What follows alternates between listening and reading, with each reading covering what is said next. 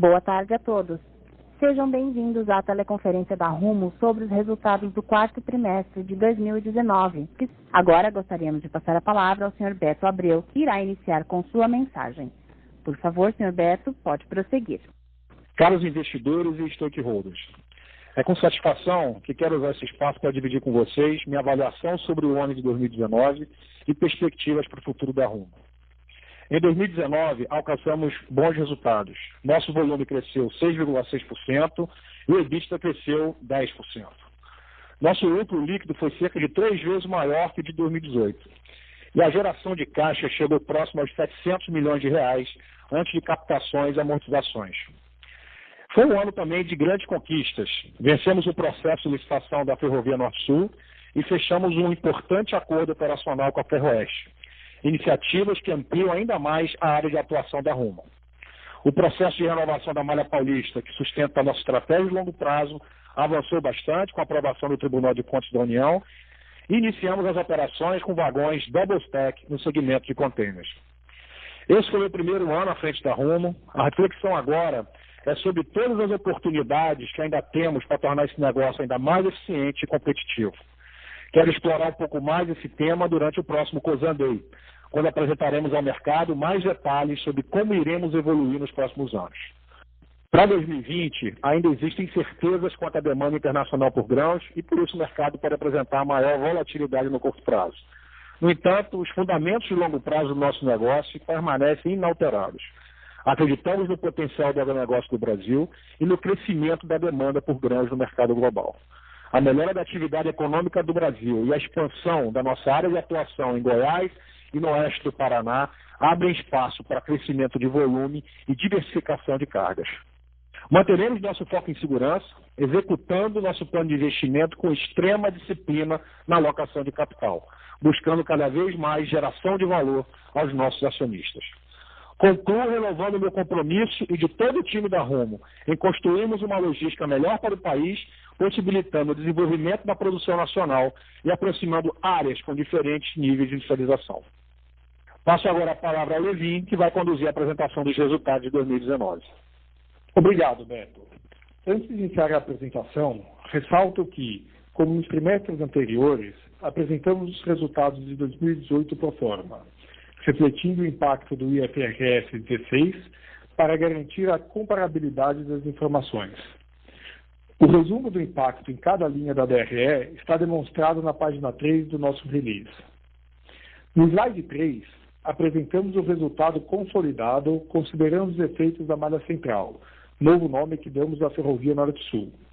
Os efeitos dessa malha no resultado de 2019 são demonstrados na página 4 do nosso relatório e compreende 2,8 bilhões referentes ao registro do valor do leilão, como direito de uso devidamente corrigido pelos parâmetros contratuais, e 2,7 bilhões na conta de arrendamento. Redução de 27 milhões na EBITDA em função das despesas da operação. Redução de 121 milhões no lucro líquido, pois, além dos custos, temos depreciação e despesa financeira sobre os valores de outorga.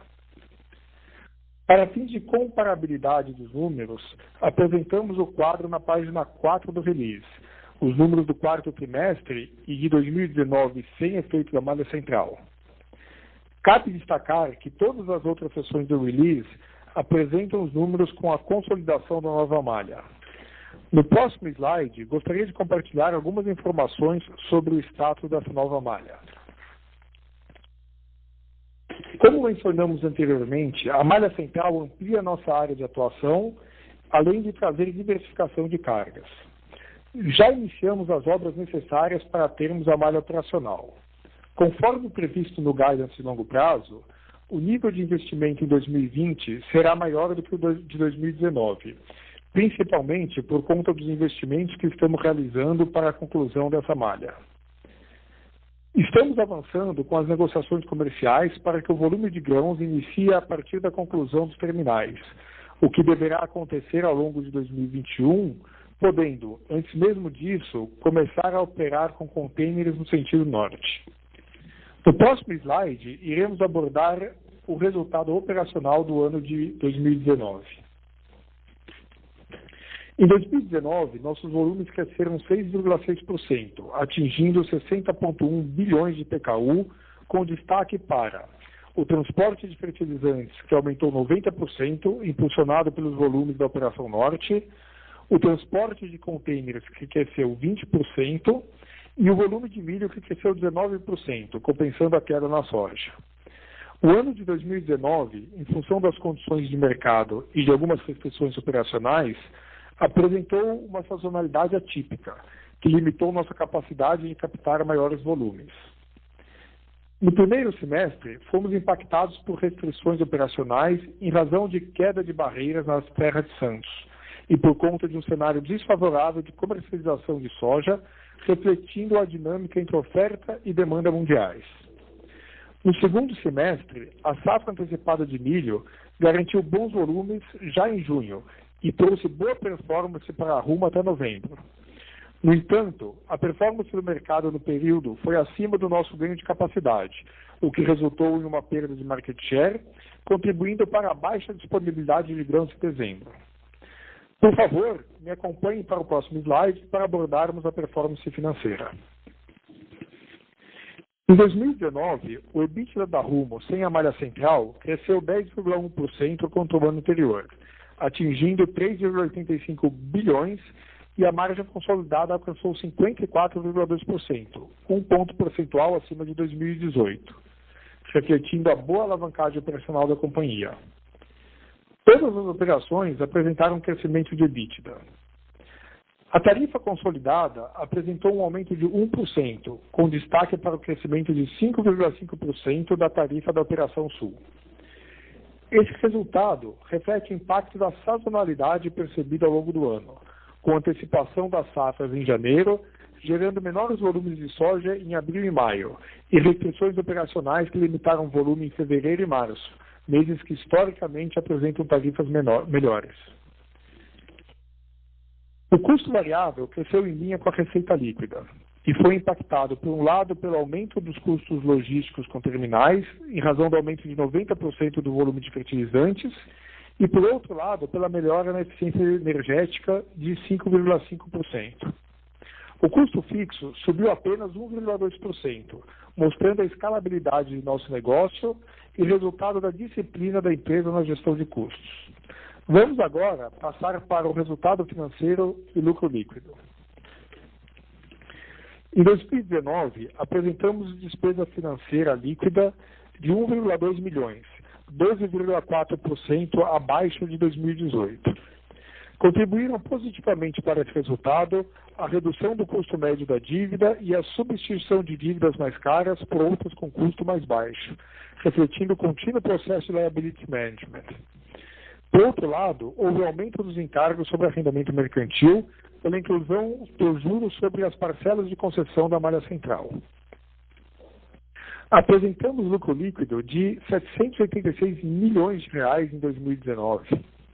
O resultado sem malha central foi de R$ 907 milhões no ano, mais de 3 vezes o número de 2018. A geração de caixa antes de captações e amortizações alcançou R$ 288 milhões em 2019, refletindo o aumento do EBITDA somado à melhora do resultado financeiro. No próximo slide, vamos ver nosso endividamento. O endividamento da Rumo se manteve em 1,8 vezes dívida líquida abrangente por EBITDA. No próximo slide, gostaria de compartilhar com vocês os principais aspectos de ESG no ano de 2019. Em 2019, melhoramos nossa eficiência energética, reduzindo nossas emissões unitárias em toneladas de CO2 por PKU em 7%. Além disso, em função do aumento de nossa capacidade, evitamos que mais cargas fossem transportadas por caminhões, modal que mide em média 5 vezes mais CO2 do que a ferrovia. Passamos a entregar a carteira do índice de CO2 da B3, indicador de companhias que possuem boas práticas de gestão de emissão de gases de efeito estufa.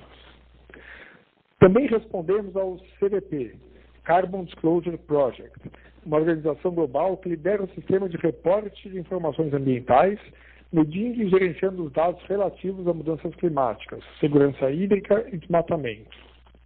Por fim, temos o desafio de, em 2020, avançar no engajamento com a Dow Jones Sustainability Index e o ISE, Índice de Sustentabilidade da B3. Do lado social, como nossa ferrovia passa por mais de 500 municípios, a Rumo compreende seu papel relevante frente às comunidades em que atua.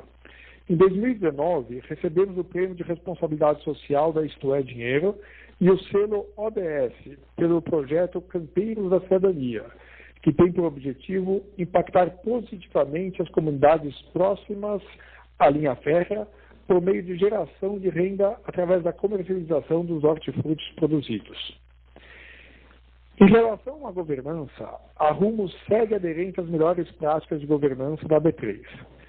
Também, em 2019, revisamos nosso código de conduta e o seu conteúdo alcançou praticamente todos os colaboradores da empresa através de treinamentos.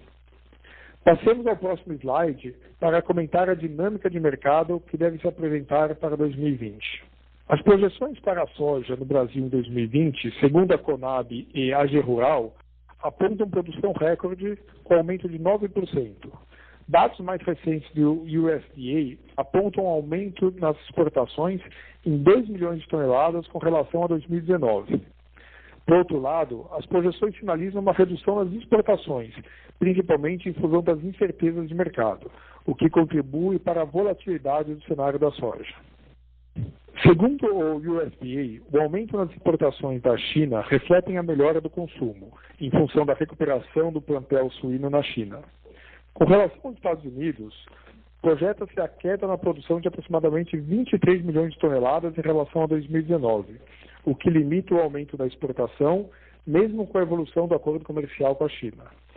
Diante desse cenário, acreditamos que, mesmo com a volatilidade do mercado externo, com maior capacidade de logística e uma melhor performance operacional, o início da safra pode resultar em bons volumes, quando os preços da commodity são mais altos e há uma boa procura por logística eficiente. No próximo slide, gostaria de comentar sobre o mercado de milho.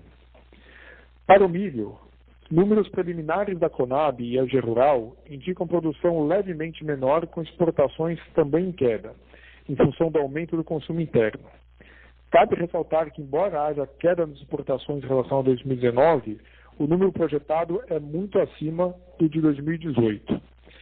Considerando que esse ano o início da safra de soja ocorreu no período regular, as exportações de milho devem voltar a se concentrar no período de julho a dezembro. Assim, com o aumento de capacidade na ferrovia e com os volumes de milho concentrados no segundo semestre, deve haver espaço para recuperar a perda de market share do segundo semestre de 2019, possibilitando o aumento dos volumes transportados. Para fechar a apresentação no próximo slide, gostaria de apresentar o Guidance de 2020.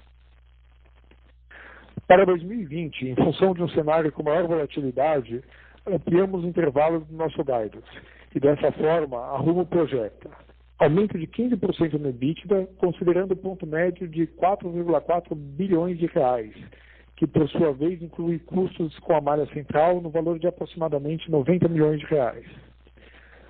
Aumento de aproximadamente 10% no volume, considerando também um ponto médio de 66 bilhões de TKU. E, finalmente, um nível de investimento entre 2,6 e 3,4 bilhões, em linha com o plano de longo prazo, e considerando a inclusão dos investimentos necessários para a conclusão das obras da malha central, de forma a torná-la operacional o mais breve possível. Encerro aqui a apresentação e agradeço a todos pela participação no nosso call. Permaneço à disposição para a sessão de perguntas e respostas.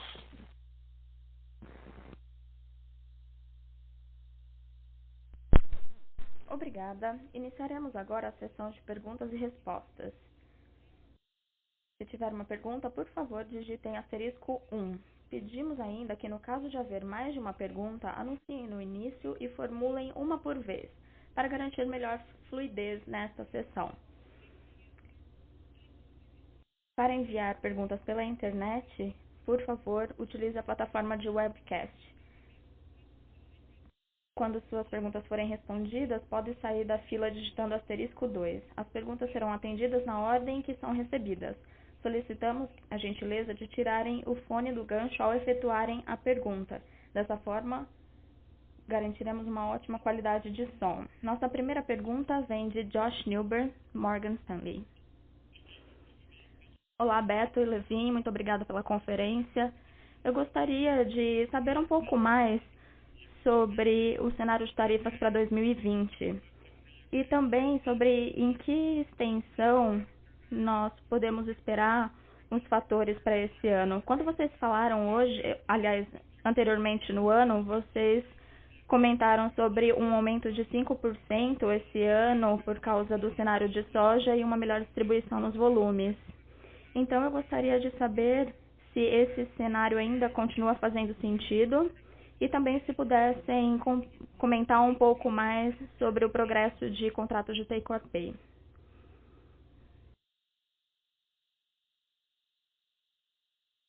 Olá, Josh. Muito obrigado pela participação na nossa conferência. Há várias perguntas aqui. Eu vou tentar responder todas elas de uma forma organizada.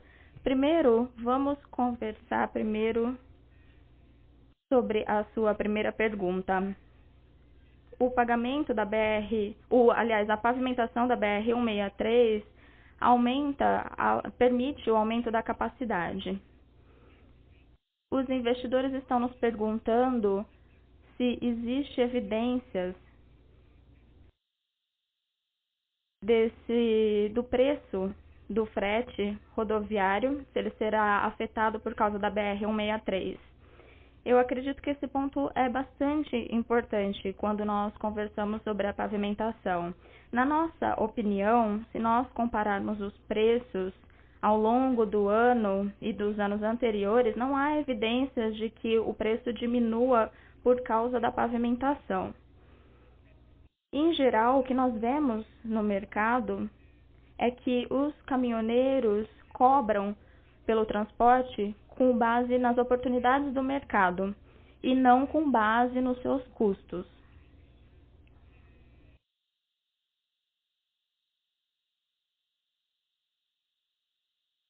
Então, os preços diminuíram no quarto trimestre, na 163, mas a mesma coisa aconteceu em dezembro, em Santos. E por que isso aconteceu? Porque o mercado estava enfraquecendo em dezembro. E uma informação adicional que é importante aqui. Os dados do IMEA sugerem que os preços de frete já estão subindo em janeiro, mesmo antes do pico da safra, que é esperado para fevereiro. Então, essa informação mostra o seguinte: o aumento da capacidade é claro, em direção ao norte, porém, para esse ano de 2020, não há indicações de que o preço do frete vai diminuir por causa da pavimentação. Outro ponto que é importante com relação à BR-163 e o Arco Norte. Só um segundo, por favor. Com relação ao Arco Norte também e a BR-163, um ponto importante é que o Arco Norte, no ano passado, exportou cerca de 34 milhões de toneladas de grãos. Então, se nós considerarmos os grãos que saíram de Mato Grosso para o Arco Norte, os volumes aumentaram de 16 para 22 milhões de toneladas.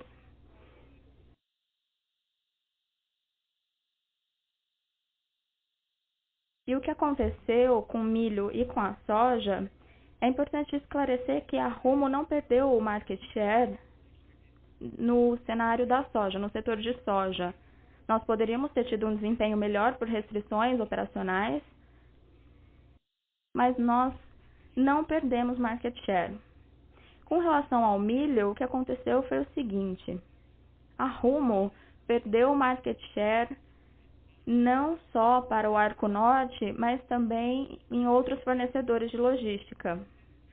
Nós aumentamos em 21% o nosso volume transportado. Mas o que aconteceu é que as exportações de milho cresceram significativamente. Esse 21% não foram suficientes para conseguir acompanhar o mercado. Então, esse é um resumo bastante breve dessa questão relacionada à pavimentação da BR-163 e o Arco Norte. Se você continuar tendo perguntas, por favor, pode perguntar. E eu posso comentar outros pontos também. Por exemplo, as tarifas de 2020. Em geral, nós não divulgamos as tarifas, porém, eu acredito que, com base no nosso guidance, é possível tirar algumas conclusões. No nosso guidance, se você considerar o ponto médio do EBITDA e do volume, nós estamos dizendo aqui que o EBITDA vai crescer em 16% e os nossos volumes vão crescer em 10%.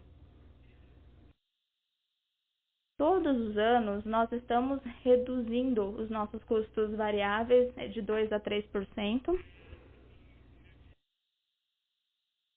E como é possível ver nos nossos resultados, nós estamos diminuindo os custos, nós estamos aumentando os custos fixos muito menos do que na inflação. Então, há sim melhorias, mas boa parte dos nossos ganhos são focados em aumentar a nossa competitividade para chegarmos ao nível que nós queremos. Nós somos sim competitivos. Eu sempre falo para os investidores que nós somos um negócio de escala, então nós sempre reduzimos os custos variáveis, ganhando eficiência e reduzindo os custos fixos. E ao fazer isso, nós podemos melhorar os nossos resultados a cada ano. Agora, você também perguntou sobre Take or Pay, não é mesmo? Josh, esse é um ponto que nós não divulgamos detalhes sobre Take or Pay por motivos estratégicos, mas o que eu posso dizer é que a porcentagem de Take or Pay vai ser menor do que o ano anterior. Como você bem sabe, a incerteza sobre a qual eu falei na apresentação com relação aos volumes exportados aumenta a probabilidade de take or pay, de haver pagamento do take or pay, o que faz com que as trading companies não queiram, estejam menos dispostas a assinar esse tipo de contrato. Mas essa não é uma notícia ruim para nós. Eu sempre digo que nós não estamos em busca de take or pay a qualquer custo, nós conhecemos bem a nossa competitividade. E o que nós vemos é que existe uma possibilidade de ter exportações melhores de grãos, embora o mercado esteja falando bastante sobre a volatilidade, que é verdade, mas pelo que nós vimos recentemente sobre a USDA falando os volumes exportados, o que nós vimos foram números bons. Então, a volatilidade tem dois lados. Nós temos boas oportunidades aqui também. E além disso, Josh, esse ano é esperada uma melhor sazonalidade para nós, sem restrições operacionais no início do ano, que foi o que nós tivemos em 2019. Então, este é um momento com preços mais elevados. Isso pode ajudar a compensar riscos ou volatilidades que nós podemos ter nas tarifas para esse ano. Então, espero ter respondido todas as suas perguntas. Foi uma resposta bastante completa. Eu tenho ainda algumas perguntas, mas eu vou esperar, vou para o fim da fila. Obrigada. Obrigada, Josh. Nossa próxima pergunta vem do Sr. Rogério Araújo, UBS. Olá, muitíssimo obrigada pela oportunidade. Eu tenho algumas perguntas. A primeira pergunta tem a ver com volumes. De acordo com as nossas estimativas e o guidance para volume, nós vemos um crescimento entre 2 e 4,5 milhões de toneladas para 2020. Se nós olharmos as expectativas para a produção de grãos no Mato Grosso, nós vemos que há uma expectativa de crescimento de 1 milhão de toneladas em 2020. Se vocês pudessem falar um pouquinho sobre como esse volume extra, de onde ele vem, ou se vocês puderem nos dar mais detalhes, vai vir de fertilizantes, por exemplo, vai vir de grãos ou de outra carga, existe alguma outra carga relevante a ser escoada? Então essa é a minha primeira pergunta. Obrigada.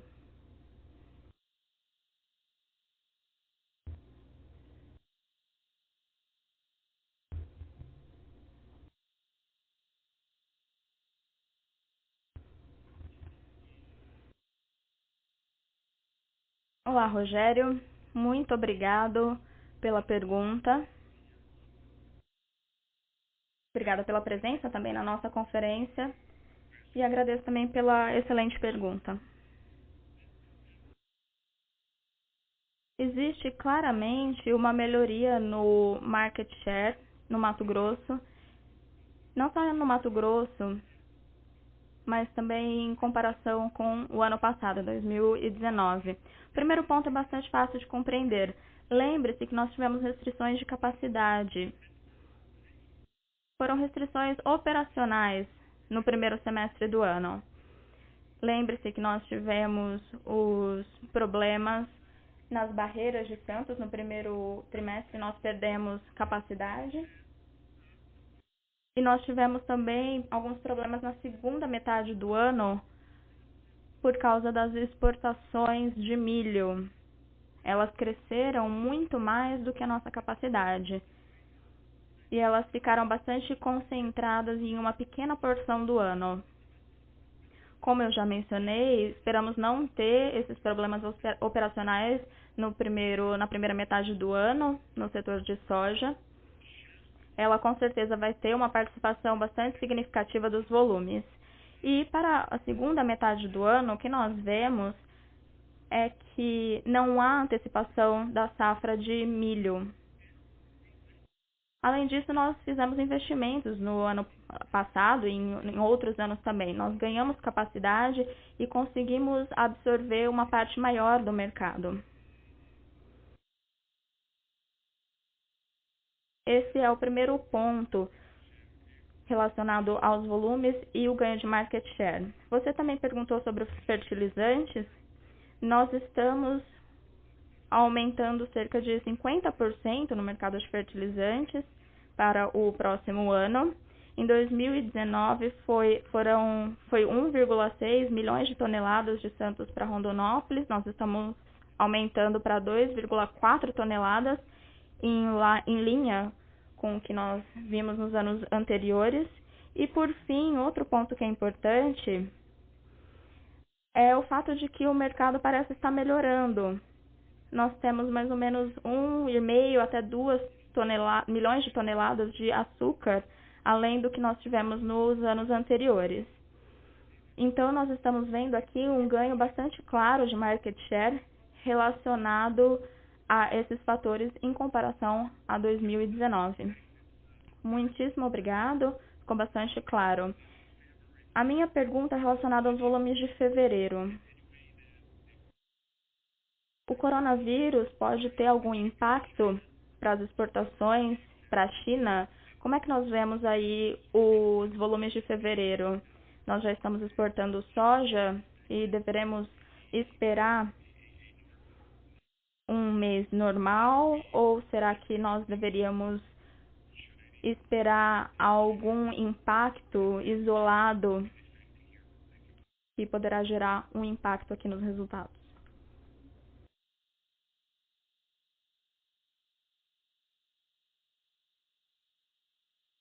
Bom, Rogério, nós esperávamos que alguém perguntasse sobre coronavírus, mas é muito difícil responder essas perguntas. Nós não estamos sentindo nenhum efeito do coronavírus no momento. o que nós podemos ver no começo do ano é uma diferença entre os volumes exportados em comparação com 2019. Nós devemos lembrar que em 2019 os volumes foram antecipados e em 2020 os volumes serão exportados nos períodos regulares, no ritmo regular. Isso não tem relação com o coronavírus. É uma comparação entre 2019 e 2020. Então ainda é bastante difícil dizer se o coronavírus terá algum impacto no nosso ano. E, aliás, o mesmo se relaciona ao acordo comercial entre os Estados Unidos e a China. Está tudo muito pouco claro. Nós não sentimos absolutamente nenhum efeito relacionado a essas questões até o momento. Ok, ficou claro. Muitíssimo obrigado e bom fim de semana. Obrigado para você também. Mais uma vez, para efetuarem uma pergunta, por favor, digitem asterisco 1. Por favor, aguardem novamente enquanto recolhemos as perguntas.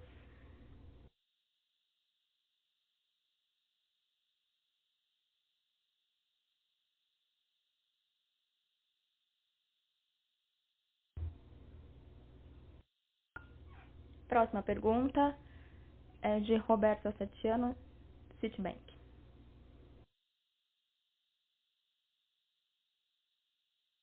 Olá a todos, eu tenho algumas perguntas. Primeiro, se pudessem nos relembrar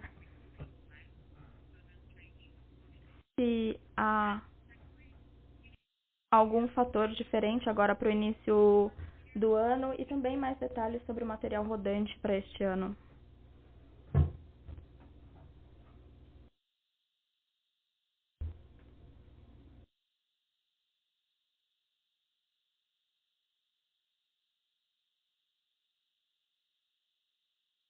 Roberta, eu ouvi muito bem a segunda pergunta relacionada ao material rodante, mas eu não consegui ouvir a primeira pergunta sobre a rodovia Norte-Sul. A primeira pergunta tem a ver com a parte sul da rodovia.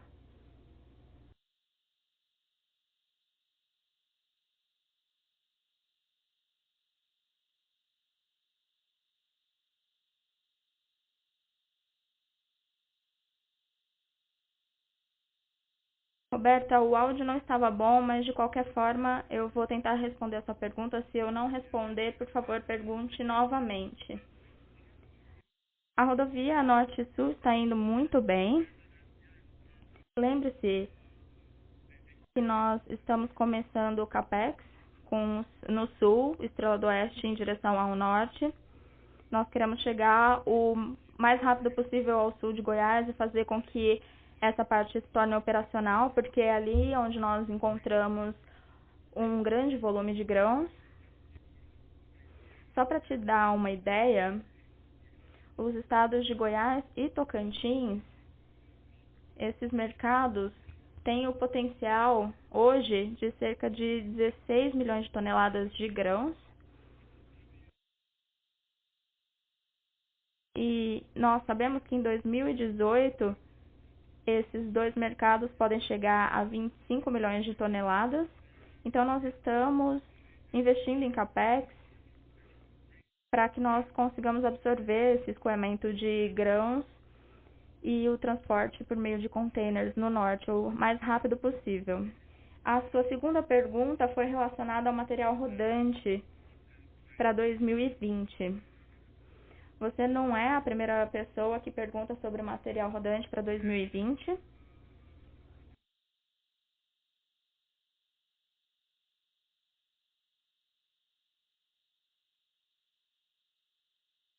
Nós sabemos que algumas pessoas estavam comentando sobre o cancelamento de contrato de material rodante, mas não é verdade, muito pelo contrário.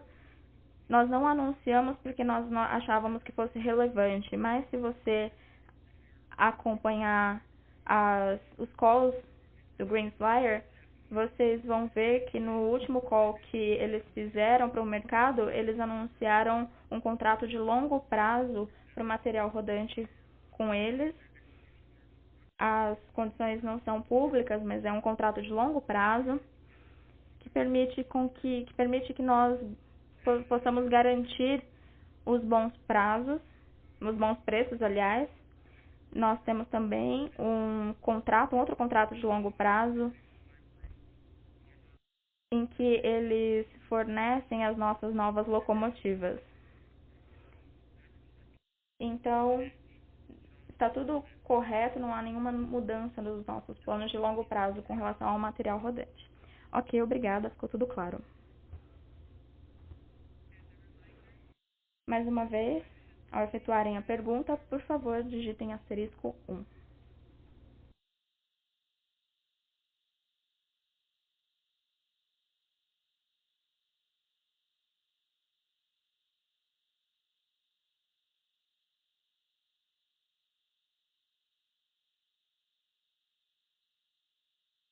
Mais uma vez, para efetuarem a pergunta, por favor, digitem *1.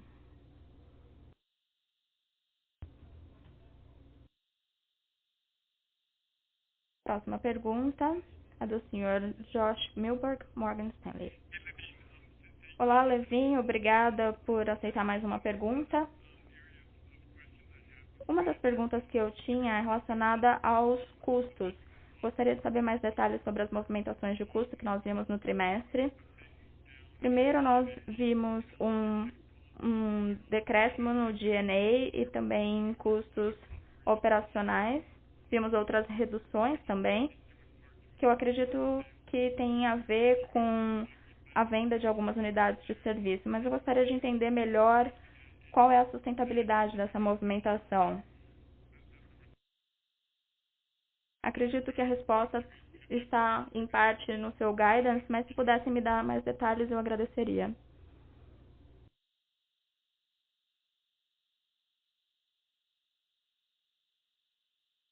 Uma visão geral bastante breve sobre os custos.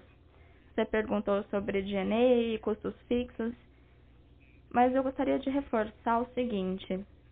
Todos os anos nós estamos reduzindo os custos variáveis e aumentando a eficiência.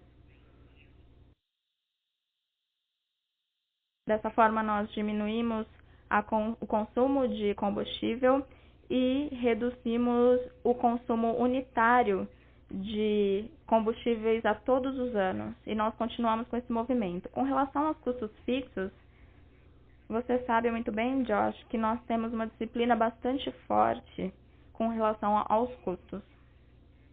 Os custos fixos aumentaram em 1,2% apenas esse ano, muito abaixo da inflação.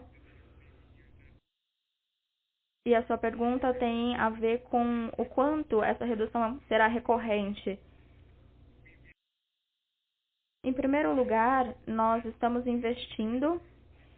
fazendo investimentos que traz como consequência essa redução dos custos fixos. Esse é o primeiro ponto importante. O segundo ponto é que nós continuamos acompanhando os nossos custos fixos de uma forma muito próxima. Então, nós não divulgamos esse número para o mercado, mas pode ter certeza que nós vamos fazer o possível para diminuir o aumento dos custos fixos abaixo da inflação. Nós sempre falamos para os nossos investidores que nós somos um negócio de escala. Nós precisamos sempre reduzir os custos fixos, porque assim nós teremos mais competitividade. E para nós a competitividade é o mais importante nesse jogo. Por fim, você perguntou sobre G&A no quarto trimestre. Apesar dos resultados serem bons neste ano, na minha opinião, nós tivemos um aumento de 10% no EBITDA.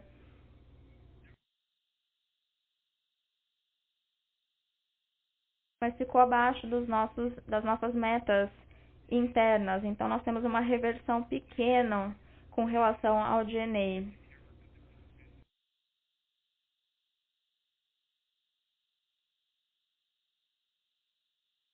Mas esse é um assunto interno da companhia. Obrigado, Levin. Você deu bons detalhes. E nós podemos falar mais a respeito depois da conferência. Mas você poderia divulgar o impacto exato da venda dos serviços, das unidades de serviços que não estavam gerando lucro no negócio de containers?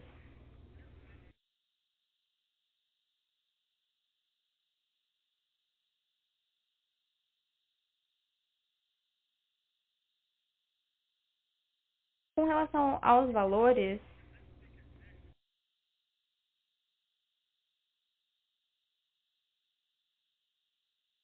eu acredito que não seria relevante mencionar, mas se você tiver alguma pergunta, eu estou à disposição.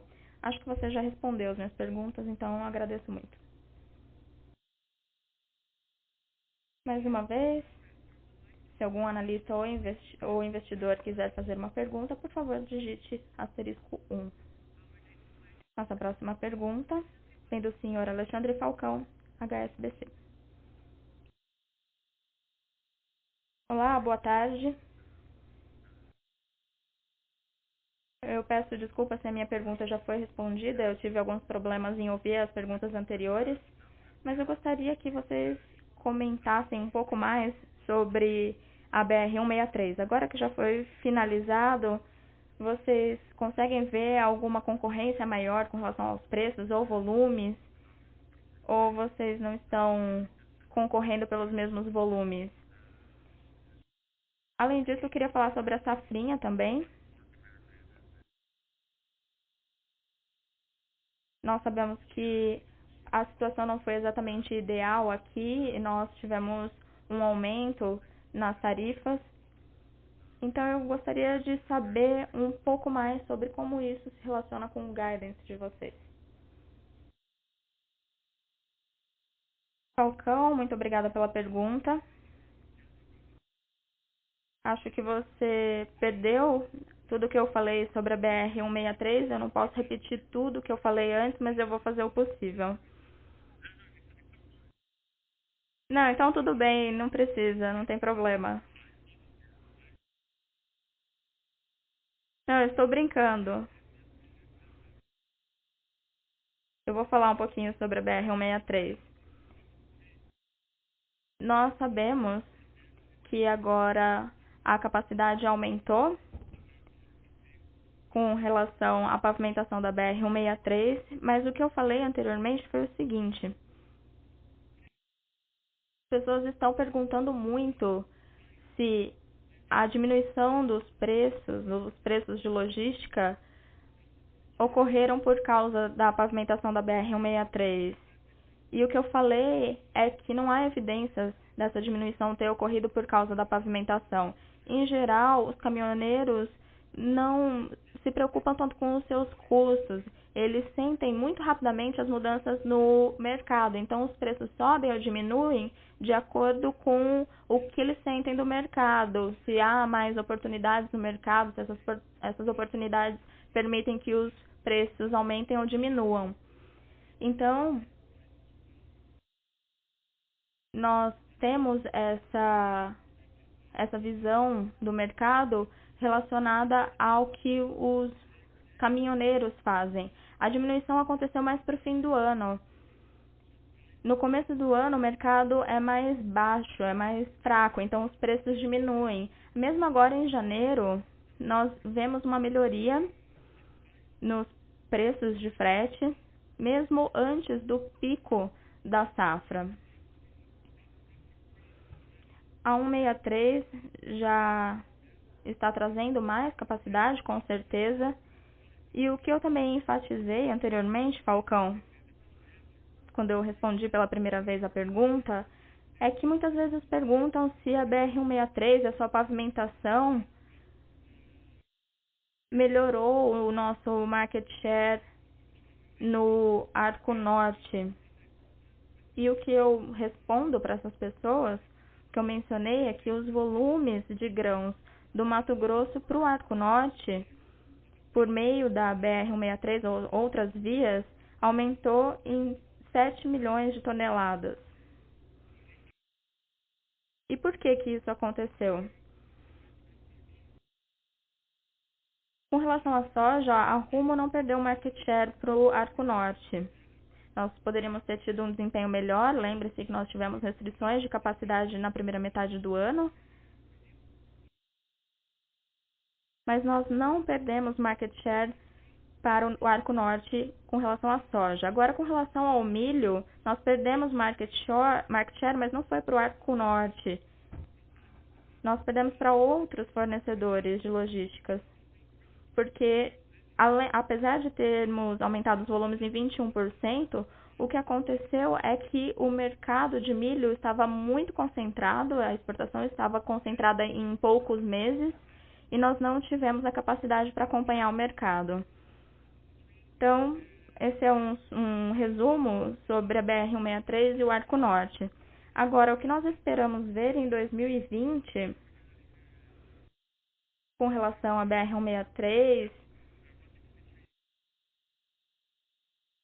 e com relação às exportações por meio do Arco Norte, e com relação também à nossa capacidade, é basicamente que em 2020 nós vamos ter mais capacidade devido aos nossos investimentos.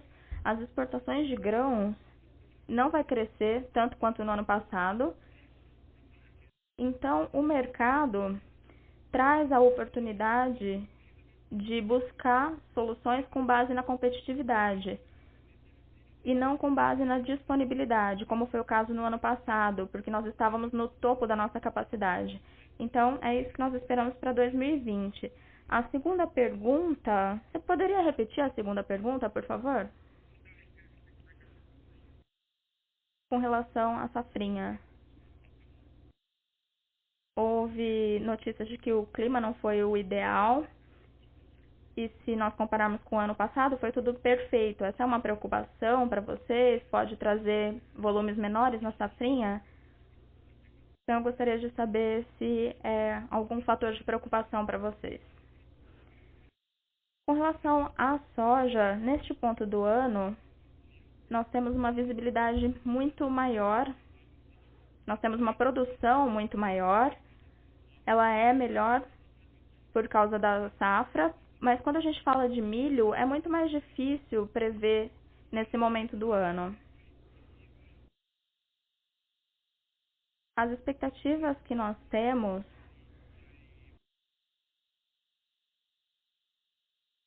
com a ajuda da nossa consultoria que nós contratamos é que vai ser bastante semelhante. Como eu falei na apresentação, vai ser bastante semelhante com os anos anteriores. Mas lembrem-se que no ano passado nós tivemos a melhor safra que nós tivemos na história. Foi melhor de longe do que outros anos da safra de milho aqui no Brasil. Nós tivemos um aumento de mais de 60% em relação a 2018. Então nós acreditamos que vai continuar em linha com o ano passado, mas em comparação com o nosso histórico vai ser muito mais alto. Ainda é cedo para falar sobre o milho.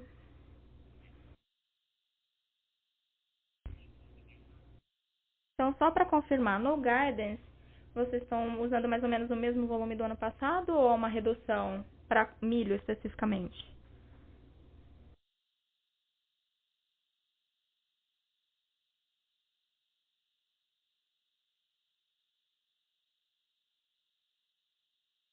No nosso Guidance, nós prevemos uma exportação menor de milho, porém,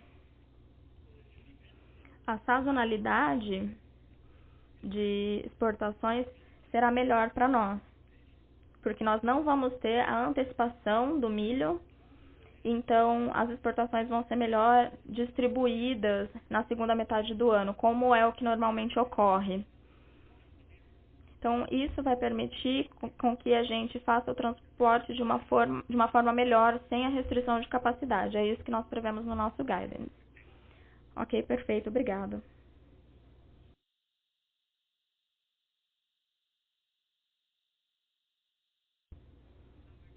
A próxima pergunta é do Sr. Bruno Amorim, Goldman Sachs.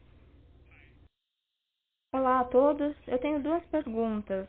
Primeiro, muito rapidamente, sobre a renovação da concessão. Vocês poderiam dar alguma atualização sobre datas? Eu sei que está fora do controle de vocês, mas qualquer atualização seria muito bem-vinda. Em segundo lugar, a perspectiva de longo prazo para volumes. Nós falamos sobre questões de curto prazo, a BR-163, coronavírus, a febre suína africana. Nosso país, nós não temos infraestrutura. Então, no médio e no longo prazo, eu gostaria de saber mais detalhes. É por isso que vocês têm um guidance tão positivo para os próximos anos. Quais são as métricas principais que vocês olham para ficarem confortáveis com essa falta de infraestrutura que nós temos no Brasil, conectando as regiões produtoras de grãos e os portos principais? Vocês poderiam compartilhar o racional de vocês por trás do CAGR de 10% para o próximo ano? Obrigada. Olá, Bruno, obrigada pelas duas perguntas. Eu já mencionei a primeira, mas eu vou tentar dar uma atualização. Como sempre, é difícil dar um prazo preciso para a assinatura final. Nós vimos o secretário de Transportes dizendo que será muito em breve a assinatura, mas nós, como Rumo, nós não podemos oferecer um prazo para essa assinatura. O que eu posso dizer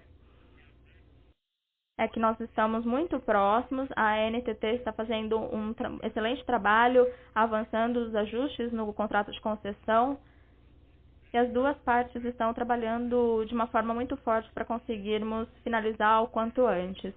Com relação à segunda pergunta sobre os volumes do longo prazo, apesar de todos os problemas relacionados à infraestrutura,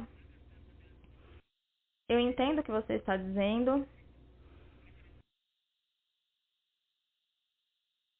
mas não tem só a ver com o nosso guidance, mas nossa visão de longo prazo também do setor e a agricultura no Brasil, o consumo ao redor do mundo. Nossa visão não mudou. Nós acreditamos que todas essas questões da China, coronavírus ainda está muito pouco claro, acho que para todos nós. A febre suína, eu não sei quais foram as consequências da febre suína para o consumo de soja. Não sei se o impacto foi positivo ou não. A forma como eles estão alimentando os suínos pode melhorar, o que seria positivo para nós. Então, de determinadas formas, nós ainda temos uma visão bastante positiva para o consumo futuro ao redor do mundo. Agora, com relação à oferta, o Brasil é, com certeza, o país que vai alimentar esse consumo da China e no restante do mundo. O Mato Grosso é o lugar certo para se estar, é o lugar onde há muita área para plantação, há muita eficiência também na produção de grãos. Agora, qual é a base para esse crescimento de 10%?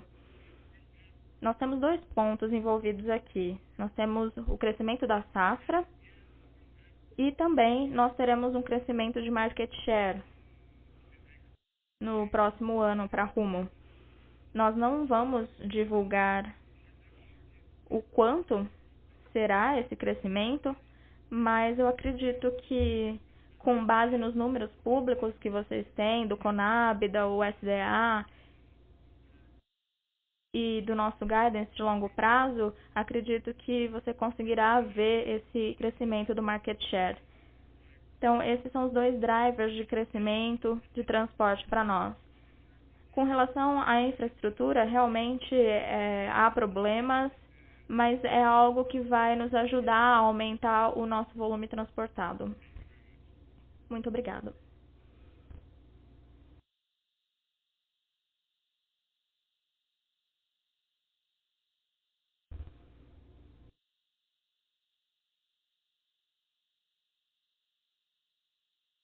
Obrigado. Não havendo mais perguntas, gostaria de concluir a sessão de perguntas e respostas e passar a palavra para o senhor Ricardo Levin para as considerações finais.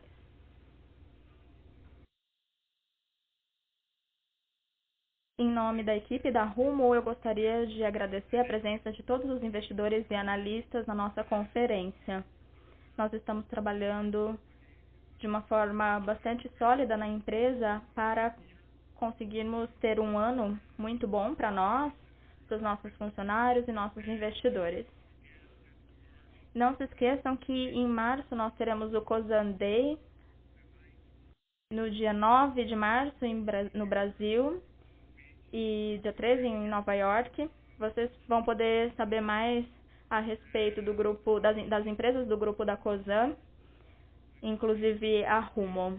O Cosan Day vai poder dar mais detalhes sobre os nossos projetos e mais notícias também. Muitíssimo obrigada. Assim concluímos a conferência de resultados da Rumo. Muito obrigada.